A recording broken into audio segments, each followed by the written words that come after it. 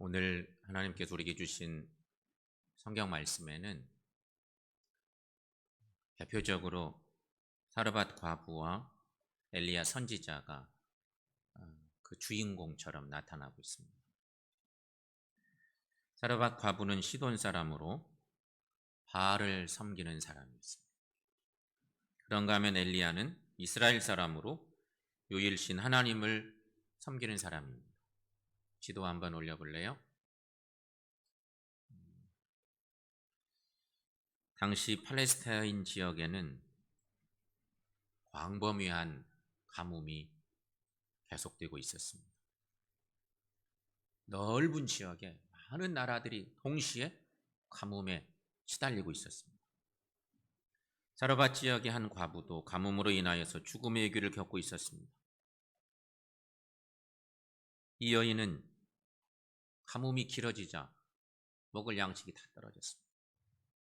여러분, 요즘 같으면 양식이 떨어져서 굶게 된다는 얘기는 좀 듣기 어려운 시대가 됐습니다. 하지만 조금만 옛 시간으로 거슬러 올라가면 얼마나 이런 일이 많았을까요? 특히 가뭄이 계속되던 이 시기에 먹거리가 다 떨어졌어요. 이제 마지막 남은 가루와 기름으로 떡을 만들어 먹고 독자 아들과 죽어야 되겠다고 극단적인 생각을 하고 있을 때 가뭄이 계속되니까 이제 아들과 함께 죽어야겠다. 마지막으로 먹고 죽어야 되겠다는 생각을 한 것입니다. 그런데 이 타이밍에 엘리야 선지자가 시돈 땅 사르밧에 와서 마지막 식사를 준비하고 있던 여인을 만납니다. 이게 다 하나님의 계획이었는데 이 여인은 전혀 모르지. 그 딱 한 시간에 선지자 엘리야가 와서 요청합니다. 열왕기상 17장 10절에 청하건대 그릇에 물을 조금 가져다가 내가 마시게 하라.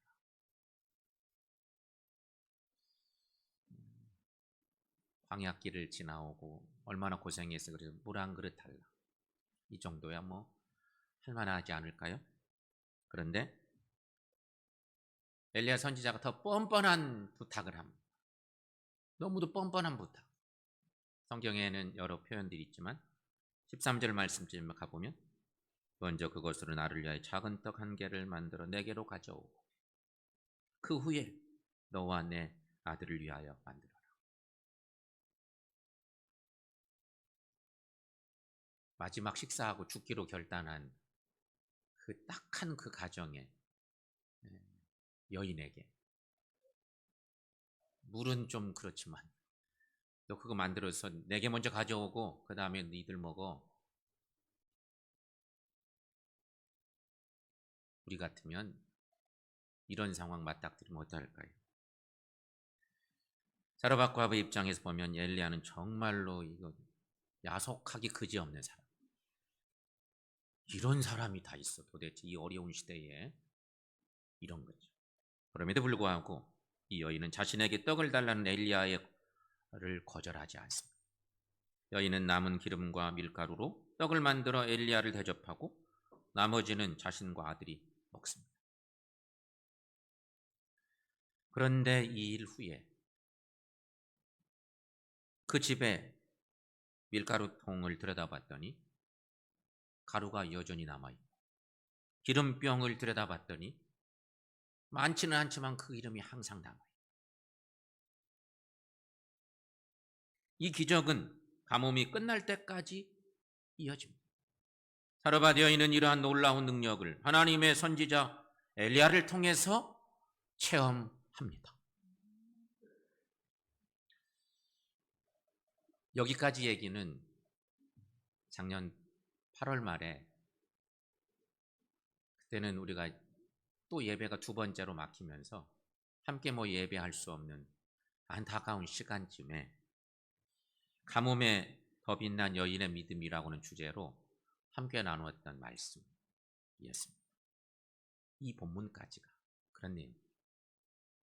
사르밧 과부는 이때는 엄청난 하나님의 은혜를 체험합니다.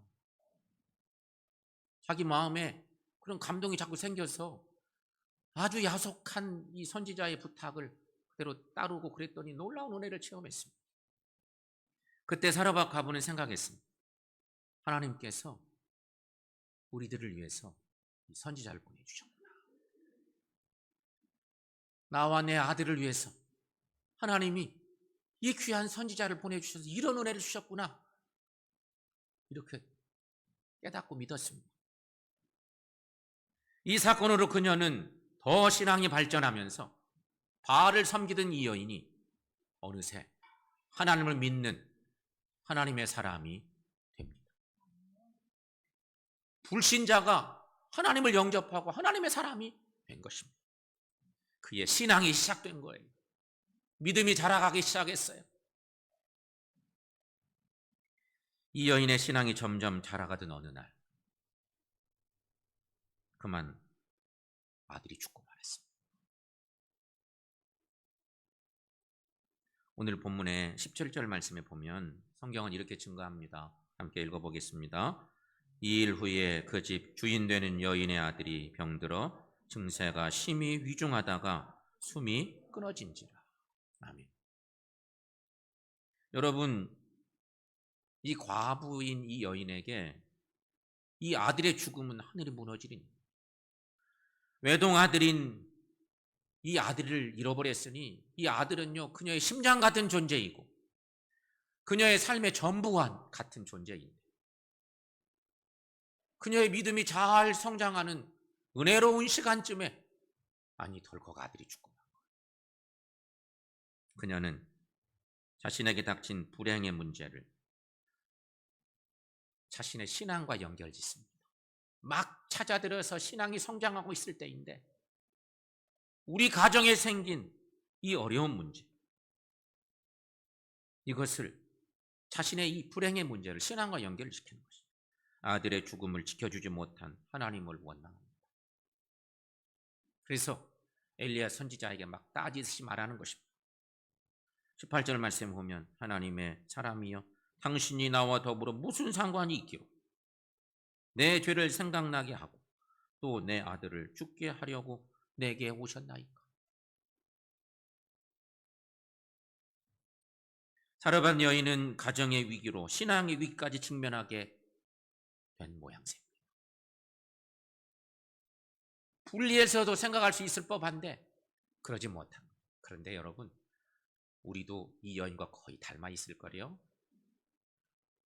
가정적인 위기가 오면 신앙적인 것과 연관시켜서 가정의 위기 이꼬로 신앙의 위기, 거의 그렇게 될 가능성이 높아요.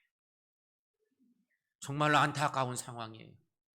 이 여인의 헌신, 그로 인한 믿음에 생기고 신앙이 성장하는 중요한 타이밍인데 이런 어려움이 왔으니 신앙이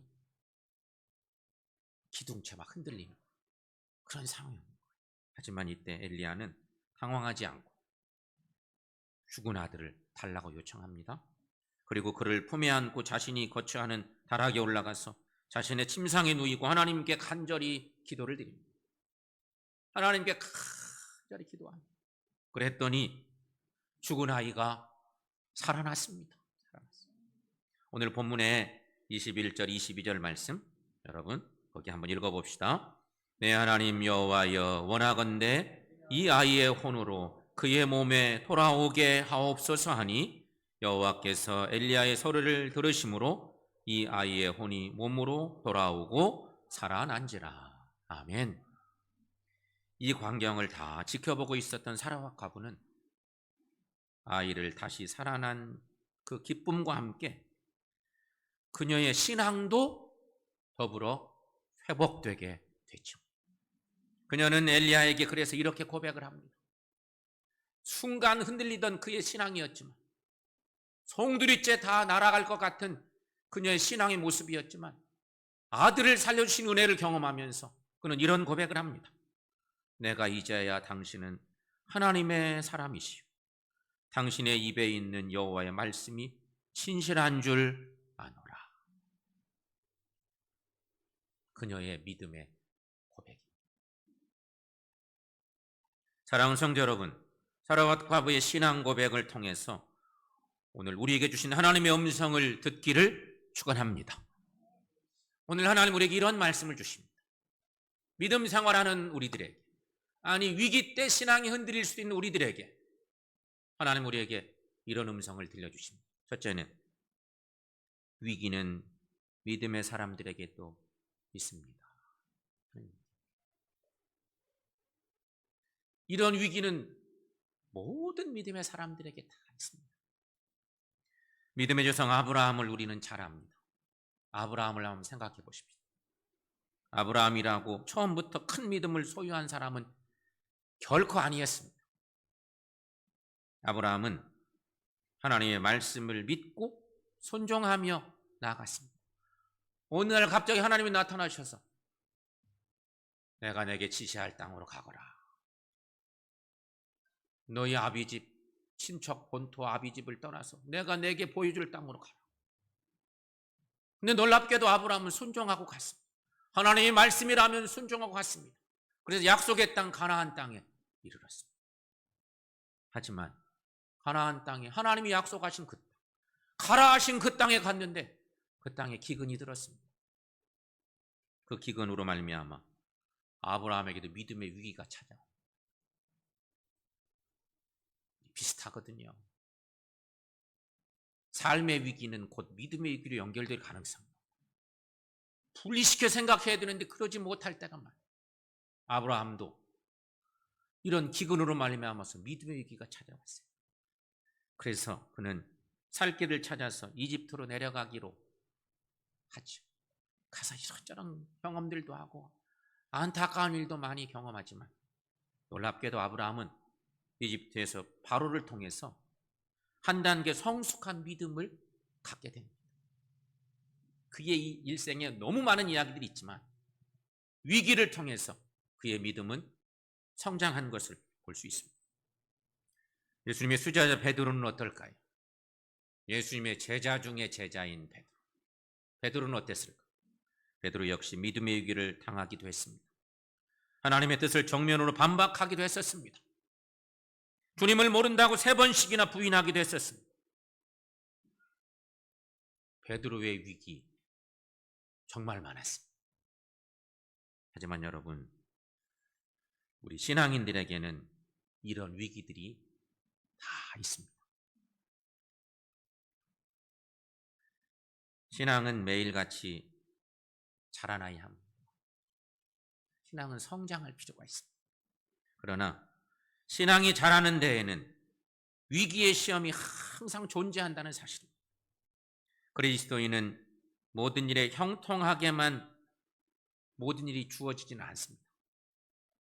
만약 형통만 있다면 그는 결코 믿음의 사람이 될 수 없을 것입니다. 왜냐하면 믿음은 위기의 시련을 통해 만들어지기 때문인 것입니다. 비 온 후에 땅이 단단해지는 것처럼 우리에게 주어지는 위기의 시련은 믿음이 한 단계 성숙해지는 기회가 될 수 있습니다. 사라밧 과부에게 닥친 위기의 시련은 견디기 어려운 것이었음에 분명합니다. 자신의 생명과도 같은 외동아들이 죽었기 때문에 가정의 위기 문제가 신앙의 위기로 연결되면서 혼란에 빠져 있었습니다. 오늘 우리에게도 여러분, 이것보다 더 큰 위기의 시련이 주어질 수도 있다는 것입니다. 이것을 우리가 져야 할 십자가라고 말할 수도 있을 것입니다. 그러나 여기서 우리가 분명히 기억할 것, 아무리 큰 시험이라 할지라도 하나님은 우리가 감당할 수 있도록 믿음도 주시겠다고 약속해 주셨다는 사실입니다. 고린도전서 10장 13절 말씀에 사람이 감당할 시험 밖에는 너희가 당할 것이 없나니 오직 하나님은 미쁘사 너희가 감당하지 못할 시험 당함을 허락하지 아니하시고 시험 당할 즈음에 또한 피할 길을 내사 너희로 능히 감당하게 하시느니라 말씀 주심에 약속하셨습니다. 사랑하는 여러분, 우리는 이 약속을 믿고 위기를 만날 때마다 믿음 잃지 않고 더욱더 하나님께 매달려 기도함으로 하나님을 높이고 신앙의 성장을 이뤄가는 우리 모두가 될 수 있기를 축원합니다. 두 번째 또 하나 생각할 것. 그 위기를 넘으면 축복의 세계가 있습니다 하는 것입니다. 우리는 신앙생활 하다 보면 여러분 믿음으로 구원받습니다. 얼마나 많이 듣습니까? 구원의 은혜. 신앙생활 하면서 받는 축복의 삶. 늘 우리가 묵상하고 소망하는 거죠. 그런데 기억하실 것이 하나 있다면 구원은 우리의 수고와 노력에 관계없이 주시는 하나님의 무한하신 선물입니다. 구원은 하나님의 선물입니다. 그럼 분명히 기억하셔야 돼요. 우리가 뭐 한 거 없어요. 우리가 뭔가 잘한 것이 하나도 없는데 오직 예수 그리스도를 구세적으로 믿고 믿음으로 나갔더니 하나님이 주신 놀라운 축복의 선물. 이것이 바로 구원의 선물입니다. 하지만 신앙적인 축복은요, 하나님이 주신 축복은 우리의 신앙과 철저하게 연결되어 있다는 사실을 알아야 한다는 것이. 아브라함도 하나님으로부터 너는 복이 될지라는 약속을 받았었습니다. 하지만 이 복은 많은 위기의 시련을 통해서 결국 얻게 됩니다.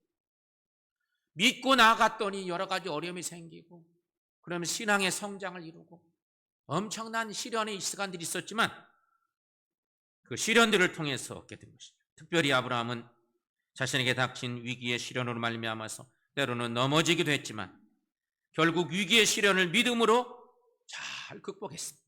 그래서 하나님의 축복을 받는 믿음의 조상이 되었습니다. 만약에 중간에 넘어졌다면 그는 위대한 믿음의 조상이 될 수가 없었어요. 마가복음 9장의 말씀을 보시면 예수님께서 변화산에서 내려오셨을 때 내려오시고 나니 이미 변화산 밑에서 일어난 상황들이 있었습니다. 예수님 주변에 큰 무리가 모여들었습니다. 한 남자가 귀신 들린 아들을 데리고 와서 제자들에게 고쳐달라고 이미 청했었어요. 예수님은 안 계시고 예수님의 제자들이 대부분 거기 남아 있었는데 고쳐달라고 청했어요. 그런데 그 제자들이 그 딱한 귀신 들린 아들을 고쳐주지 못했어요. 그러자 그 남자는 이제 예수님께 나와서 하실 수만 있으시면, 할 수만 있으시다면 제 아들을 좀 고쳐주시라고 부탁을 합니다. 이 사람은 자신의 아들이 주님으로부터 고침받을 것을 반신반의한 것입니다. 예수님이 제자들에게 부탁했더니 그것이 안 됐어요. 주님이 내려오셨지만, 주님이 막 오셨지만 주님께 부탁할 때 반신반의하면서 우리 아들을 고쳐줄 수 있으면 좀 고쳐주십시오. 이렇게 부탁한 것입니다. 이때 주님이 말씀하십니다. 할 수 있거든이 무슨 말이냐? 믿는 자에게는 능히 하지 못할 일이 없느니라. 유명한 주님의 말씀. 이때 나온 말씀입니다. 이때 이 사람은 이 말씀을 듣고 주님을 향해서 이렇게 고백합니다. 이렇게 외칩니다. 내가 믿나이다. 나의 믿음 없는 것을 도와주옵소서. 여러분, 우리 예수님은 이 아버지의 이 외침을 듣고 이 고백을 듣고 그 아버지의 믿음을 통해서 그 아들을 고쳐주셨습니다. 사랑하는 성도 여러분, 서두에 그런 말씀을 드렸었습니다. 구원과 축복의 관계. 구원은 선물로 주시는 거예요. 축복은 하나님 앞에서 우리가 어떻게 행하느냐, 어떤 신앙의 자세를 갖느냐와 깊은 관계가 있다고 했어요. 그러므로 여러분, 하나님의 축복은 우리의 신앙 고백에 있습니다.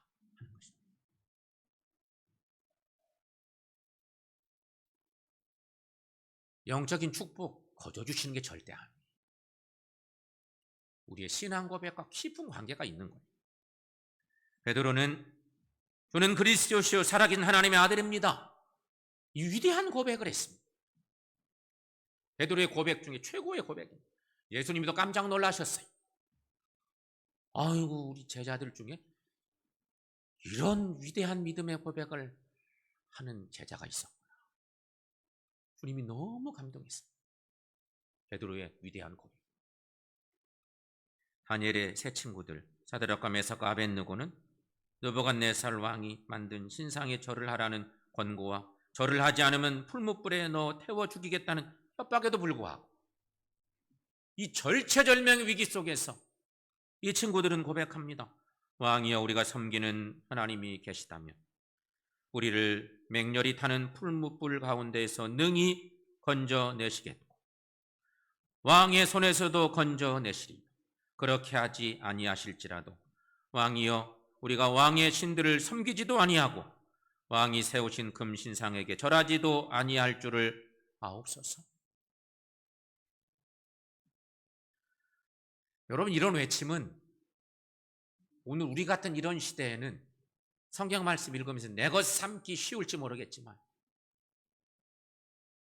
식민지 지배를 당해서 끌려가서 강대한 나라에 끌려가서 있는 이 젊은이들이 죽음의 위기 앞에 이런 고백을 하기가 얼마나 어렵겠어요.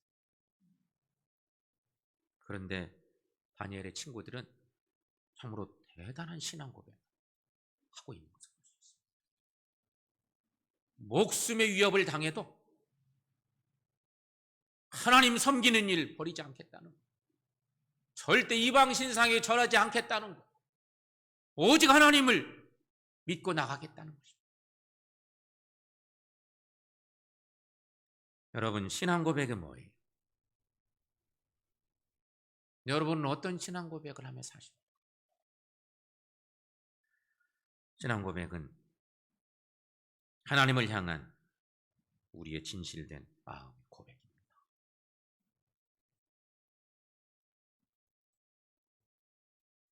그런데 하나님은 이 신앙 고백이 복을 주신다는 거죠. 사로바가부는 하나님의 기적을 보고 그의 신앙이 회복되었습니다. 사로바가부가 그랬습니다. 의심 많은 도마도 부활하신 주님을 만난 후에 제자들 중에 가장 의심이 많았던 도마, 그래서 그의 별명은 의심 많은 도마. 의심 많았던 도마도 부활하신 주님을 만난 후 신앙이 회복되어서 바른 믿음의 고백을 합니다. 아주 귀한 신앙 고백을 하죠. 도마는 말합니다. 나의 주님이시요 나의 하나님이십니다. 부활하신 주님을 만난 뒤에 베드로와 같은 위대한 고백을 하는 거예요. 도마. 나의 주님이십니다. 나의 하나님이십니다. 도마가 주님을 만나고 나니까 마음에 너무 행복하고 감동스러워서 감동되어서 주님을 자기도 모르는 사이에 그렇게 고백을 한 것입니다. 이때 주님은 도마에게 말씀하시죠. 요한복음 20장 29절 말씀, 여러분 함께 읽어봅니다. 너는 나를 본고로 믿느냐? 보지 못하고 믿는 자들은 복되도다. 아멘. 여러분, 우리의 믿음은 어떤 믿음일까? 한번 생각해 보십시오. 믿음의 경우는 이런 경우가 있을 것입니다. 기적 후에 믿는 믿음. 내가 기적을 체험하고 믿는 믿음이 있어요. 지금 사라밧 과부도 도마도 비슷합니다. 그런데 또 어떤 믿음의 소유자가 있느냐? 믿음으로 나가다가 기적을 체험하는 사람이 있어요. 기적을 체험하고 믿는 사람은 상당수의 사람들이 다 그런 믿음 생활을 할 수 있는데, 믿음으로 주의 약속을 믿고 믿음으로 나가다가 위기의 시련, 여러 가지 환난의 시련들을 극복하며 믿음으로 나가다가 얻게 되는, 체험하는 그런 믿음입니다. 사랑하는 여러분, 우리 모두는 기적 후의 믿음보다 믿음으로 기적을 체험하는 더 귀한 복된 신앙 소유하시기를 축원합니다. 지금 여러분의 삶의 장애물은 어떤 것입니까? 여러분의 삶의 장애물이 무엇입니까? 어떤 위기가 닥쳐 있으십니까? 요즘 우리의 삶의 현장은 너무도 어렵습니다. 그래서 그리스도인들 중에도 하나님이 아닌 다른 것을 의지하려는 사람들이 참 많습니다. 여러분은 뭘 의지하고 살고 있으십니까?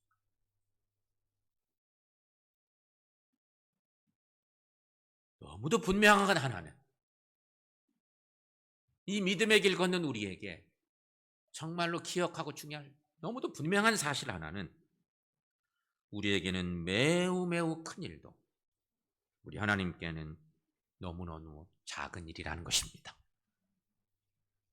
우리에게는 기적 중에 기적이라 할지라도 우리 하나님께는 너무도 평범한 일이라는 것입니다. 그러므로 여러분, 하나님께서 원하시기만 하면 불가능한 것이 없습니다. 우리는 때로는 이런 일로 큰일 났다, 이 일 때문에 큰일 났구나, 이제 나 죽게 생겼구나, 이제 뭔가를 포기해야 되겠구나 생각하는, 내가 생각할 때 큰일이 있습니다. 내 목숨을 걸어야 될 일 같은 큰일이 있습니다. 하지만 우리 주님께서 우리에게 은혜 주시면 아무리 큰 일도 매우 사소하고 너무 작은 일, 너무도 평범한 일에 해당합니다. 주님이 하시면 그 어떤 일도 다 하실 수 있습니다. 사랑하는 여러분, 여러분의 인생의 문제, 우리의 인생의 문제를 안고 그러므로 하나님께 꼭 나아가시기를 바랍니다. 어려운 이 시대 사는 우리들이 해야 됩니다. 어떤 위기에도 하나님을 향해서 바른 신앙의 고백을 드리십시다. 위기를 만나고 나면 우리가 정신을 못 차립니다. 그래서 막 흔들리는 거예요. 신앙 고백 제대로 할 수가 없어요. 하지만 이 어려운 때 살면서 오늘 귀한 말씀들 속에서 우리가 묵상하는 거예요. 우리 인생의 문제를 안고 있을 때 꼭 하나님께 나가시고, 어떤 위기를 만나든지 위기 때일수록 하나님 앞에 온전한 신앙 고백, 바른 믿음의 고백 드려서 우리 하나님 은혜를 경험하고 어떤 문제든지 주님 함께 하시니 그 해결받고 열매 있는 삶을 살며 주님 앞에 한 걸음 더 나아가는 신실한 신앙인들로 살아가는 저 여러분들 모두가 될 수 있기를 축원합니다.